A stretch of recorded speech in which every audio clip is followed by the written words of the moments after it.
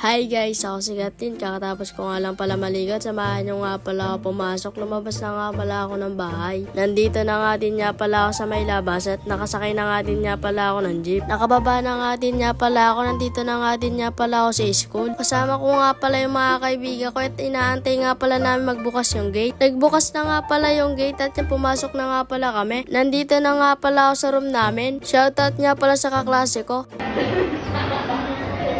Wala nga pala kaming teacher at ipakita ko na nga lang pala sa inyo yung in-edit namin kagahapon. Meron pa kaming theory guys, pag may pera daw.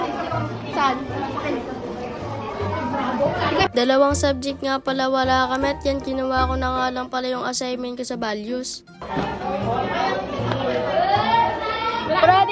Wala nga pala kaming teacher sa values at nag-send na nga lang pala sa GC ng gawain. Pumunta nga muna pala kami ng canteen para nga pala bumili. Nilibre nga pala ako ni Akisha. Dumating na nga din nga pala yung teacher namin sa IP at nag-quiz nga lang pala kami. Tapos na nga pala kami mag-quiz at bumili nga ulit nga pala kami sa canteen. Wala nga pala kaming subject ng science at naglaro na nga lang pala kami.